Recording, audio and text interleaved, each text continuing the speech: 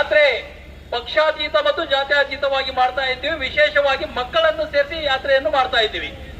ಯಾಕೆ ಮಕ್ಕಳನ್ನು ಸೇರಿಸಿ ಮಾಡ್ತಾ ಇದ್ದೀವಿ ಅಂದ್ರೆ, ಇಂದಿನ ಮಕ್ಕಳು ನಾಳಿನ ನಮ್ಮ ಸಮಾಜದ ನಾಗರಿಕರು, ಈ ರಾಷ್ಟ್ರವನ್ನು ನಿರ್ಮಾಣ ಮಾಡುವಂತವರು ಇಂದಿನ ಮಕ್ಕಳು.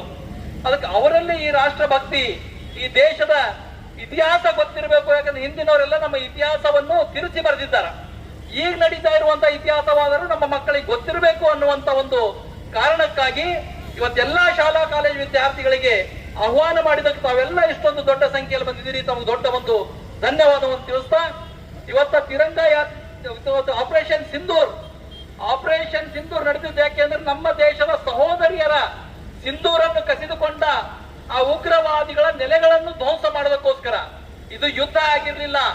ನಮ್ಮ ರಾಷ್ಟ್ರದ ರಕ್ಷಣಾ ಸಚಿವರು ಹೇಳಿದ್ದಾರ, ಇದು ಯುದ್ಧ ಇರಲಿಲ್ಲ, ಇದು ಒಂದು ಟ್ರೈಲರ್ ಇದೆ, ಆಪರೇಷನ್ ಸಿಂಧೂರ್ನ ಟ್ರೈಲರ್ ಇದೆ, ಅಭಿ ಪಿಕ್ಚರ್ ಬಾಕಿಯೇ ಅಂತ ಹೇಳಿದ್ದಾರ.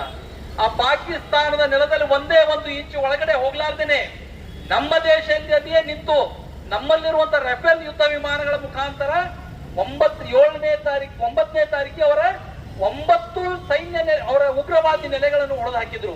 ಅದರಲ್ಲಿ ಎಷ್ಟು ನಿಖರವಾಗಿ ಹೊಡೆದಿದ್ರು ಅಂದ್ರೆ, ನಾವೆಲ್ಲ ಟಿವಿಯಲ್ಲಿ ನೋಡಿದ್ದೀವಿ.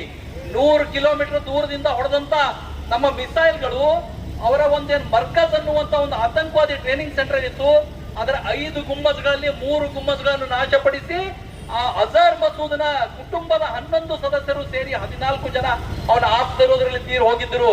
ಆ ತೀರು ಹೋದಂತ ಆತಂಕವಾದಿಗಳ ಹೆಣಗಳ ಮುಂದೆ ಪಾಕಿಸ್ತಾನದ ಸೈನ್ಯ ಅಧಿಕಾರಿಗಳು, ಪಾಕಿಸ್ತಾನದ ರಾಜಕಾರಣಿಗಳು ಅವರ ಒಂದು ಅಂತಿಮ ಸಂಸ್ಕಾರದಲ್ಲಿ ಪಾಲ್ಗೊಂಡು, ಇವತ್ತು ಪಾಕಿಸ್ತಾನ ಒಂದು ದೇಶ ಅಲ್ಲ, ಅದು ಒಂದು ಆತಂಕಿಸ್ತಾನ ಅನ್ನೋದನ್ನು ಸಾಬೀತುಪಡಿಸಿದ್ದಾರೆ.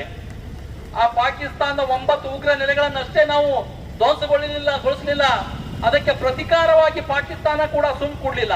ಅವತ್ತ ರಾತ್ರಿ ಚೈನಾ ನಿರ್ಮಿತ ಮಿಸೈಲ್ ಹಾಗೂ ಟರ್ಕಿ ನಿರ್ಮಿತ ಡ್ರೋನ್ಗಳನ್ನು ನಮ್ಮ ದೇಶಕ್ಕೆ ಕಳಿಸಿದಾಗ, ನಮ್ಮ ದೇಶದ ಸ್ವದೇಶಿ ನಿರ್ಮಿತ ಆಕಾಶ ಕ್ಷಿಪಣಿಗಳು S-400 ಕ್ಷಿಪಣಿಗಳು ಆ ಡ್ರೋನ್ಗಳನ್ನು ಮಧ್ಯದಲ್ಲಿ ಅದು ಹೊಡೆದುಳಿತು. ಅವರು ಅಮೃತ್ಸರ್ನ ಸ್ವರ್ಣ ಮಂದಿರವನ್ನು ಟಾರ್ಗೆಟ್ ಮಾಡಿದ್ರು, ನಮ್ಮ ಕಾಶ್ಮೀರದಲ್ಲಿರುವಂತಹ ದೇವಸ್ಥಾನಗಳನ್ನು ಟಾರ್ಗೆಟ್ ಮಾಡಿದ್ರು. ಮತ್ತೆ ಇಲ್ಲಿ ಕೋಮುಗಲಭೆ ಮಾಡಬೇಕು ಅನ್ನುವಂತ ಒಂದು ಉದ್ದೇಶ ಅವರಲ್ಲಿತ್ತು. ಅವರು ಕೊಲ್ಲುವಾಗ ಪುಲ್ಗಾಂದಲ್ಲೂ ಕೂಡ ಅವ್ರ ಜಾತಿಯನ್ನು ಕೇಳಿ ಯಾರು ಹಿಂದೂಗಳಿದ್ದೀರಿ ಅವರನ್ನು ಕೊಲ್ಲಿದ್ರು. ಇದು ಆತಂಕವಾದಿಗಳ ಒಂದು ದೊಡ್ಡ ಷಡ್ಯಂತ್ರ ಇದೆ. ಇವತ್ತು ನಮ್ಮ ಮಕ್ಕಳು ತಿಳ್ಕೊಳ್ಬೇಕು, ಈ ದೇಶವನ್ನು ಹಿಂದೆ ದೂಡೋದಕ್ಕೋಸ್ಕರ ವಿಶ್ವದ ಎಲ್ಲಾ ರಾಷ್ಟ್ರಗಳು ಪ್ರಯತ್ನ ಮಾಡ್ತಾ ಇವೆ. ವಿಶ್ವದ ಎಲ್ಲಾ ರಾಷ್ಟ್ರಗಳಿಗಿತ್ತು ಇದು ದೊಡ್ಡ ಯುದ್ಧ ಆಗಬೇಕು ಅಂತ. ಯುದ್ಧ ಆಯ್ತು ಅಂದ್ರೆ ಅವ್ರದೆಲ್ಲ ವೆಪನ್ಸ್ ಗಳನ್ನು ಮಾರಾಟ ಮಾಡಬಹುದು ಅನ್ನುವಂತ ಒಂದು ಇದರಲ್ಲಿದ್ರು.